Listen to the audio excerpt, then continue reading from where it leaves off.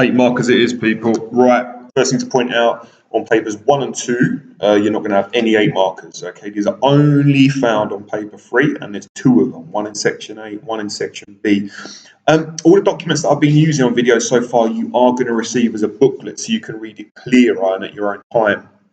I'm not going to go through this top bit, okay? These are the kind of marking levels. Your teacher will go through that with you.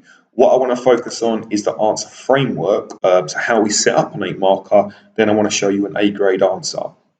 The question type of an 8 marker is often assess benefits of something, or why might something be the case. And I'll show you an example in a minute. You need to counterbalance each benefit, although just counterbalancing one, but with a chunky 4-chain paragraph, can achieve you an A grade, and you'll see that in a second.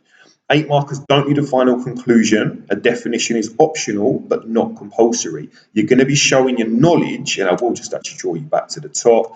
Accurate and thorough knowledge we can pick up throughout the answer, okay? Generally speaking, in terms of the structure, here's what you want. You're going to show the first benefit of, or the first point relating to. And again, we build up, we use that pecan, and we're going to build up our 4 chains of analysis using evidence of the case study to show the benefit of why something is happening. State the impacts on the business. The counterbalance is going to be, however, the downside, or why things might not happen. And I keep on saying, or why things might not happen, because that's linking to the question I'm about to show you. The majority of the questions are, what would be the benefit of, and going back to my first video, what would be the benefit of increasing work motivation by paying them £10,000 more a year? You're then going to go to benefit 2, or point 2, kind of a further indication from the case study. And then we're going to tell you to do the second counterbalance. Don't forget, we're only a mark a minute, so you need 8 minutes for your 8 marks. But let me show you an answer and see what you think. We're going to go back to Josephine's. Okay, A grade answer, 7 out of 8. Could she have got 8 out of 8 with a second counterbalance? Maybe. I didn't mark this paper. This comes from the board. But let's have a look. So, using the data in extract A, assess 2 reasons why income elasticity of demand for holidays may be income elastic. All right, now let's see how she structured it. Don't forget, we're looking for a couple of reasons as to why, and then a counterbalance. No need for a conclusion. One reason why income elasticity of demand for holidays has become more income elastic, is because the income of individuals have increased. Therefore, they can afford holidays, and there's been an increase in holidays, full stop. Okay, this is evident through the increased amounts of booking for all, she's put all inexclusive holidays. I think she means all-inclusive holidays, holidays where you land and you go to your hotel and you never leave. This means people are able to splurge and spend money on holidays to destinations such as Mexico and South Africa.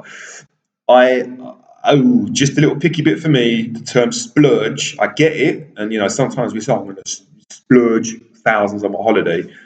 I wouldn't really use the term splurge, but it's a little bit kind of colloquial, but there we go. Anyway, that's me stopping being picky. Let's take a look at the first however. However, income elasticity of demand and the uncertainty of the value of the pound and exchange rates, and here's our however, after Brexit, means more and more people opt for domestic holidays. They're staying in Britain, like city breaks, staycations, because the exchange rate has meant there's an uncertainty whether you will get a great value. Post-Brexit, the weakening of the pound, would have caused us serious issues. She's then going back in for another reason to explain the question. Another reason why income elasticity of demand has been more elastic is because of exchange rates and the value of the pound. So she's kind of linking it back to the however. This has led to more and more people going on holiday and to destinations like Mexico and South Africa who have weaker currencies, so people are able to afford it and budget for it. So she's using the uncertainty. It's an interesting question, an interesting way of answering here. She's actually used the same point twice. She's really drumming down on that exchange rates. But she's kind of, the first paragraph, the health paragraph, is almost about the post-Brexit uncertainty and the problems of the exchange rate.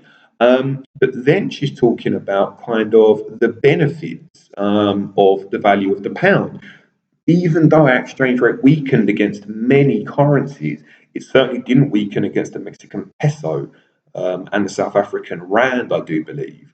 So, you know, she's almost kind of questioning how relevant exchange rates are, linking to kind of incomes and the holiday market. And I do believe that was all she wrote, and that got her 7. It's interesting, again, and I've said this in previous videos, I don't get paid to mark, all right? It's not something I'd want to do. For me as a marker, I might have been thinking there was a bit of repetition there, the hammering the exchange rates. But to be honest, as you read through it, structurally this is good. It's not perfect if we're going on the two reasons and the two counterbalances, but this question certainly does enough. So yeah, a good question.